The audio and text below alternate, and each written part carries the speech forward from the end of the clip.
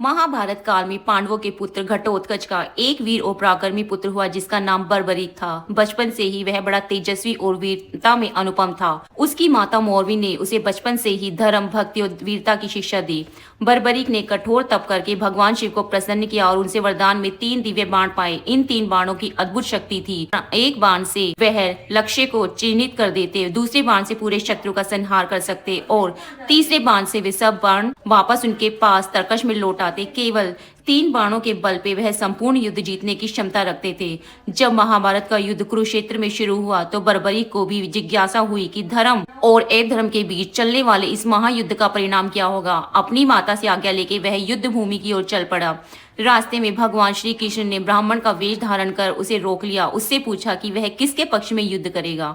बर्बरीक ने निसंकोच उत्तर दिया कि वह सदैव हारने वाले अर्थात कमजोर पक्ष का साथ देगा, क्योंकि एक सच्चे वीर का वही धर्म है। कृष्ण ने जब ये सुना तो सोच में पड़ गए, क्योंकि यदि बर्बरीक युद्ध में उतरेगा तो संतुलन बिगड़ जाएगा।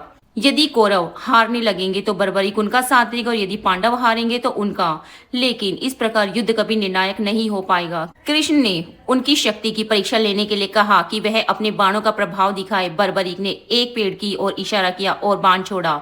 वह बाण पेड़ के सभी पत्तों को छेद कर आ गया। श्री कृष्ण ने एक पत्ता अपने पैर के नीचे छिपाया, लेकिन बाण वहां भी पहुंच गया और उनके पैर को छेद के पत्ते तक पहुंच गया। यह देख कृष्ण समझ गए, ये वीर अद्भुत शक्ति का धनी है। तब श्री कृष्ण ने ब्राह्मण रूप में ही उससे दान मांगा। बर्बरीक ने प्रतिज्ञा की थी कि वह कभी किसी याचक को मना नहीं करेगा। कृष्ण ने उससे उसका मस्तक मांग लिया। बर्बरीक ने बिना किसी हिचकिचाहट के अपना सिर काट के भगवान को अर्पित किया।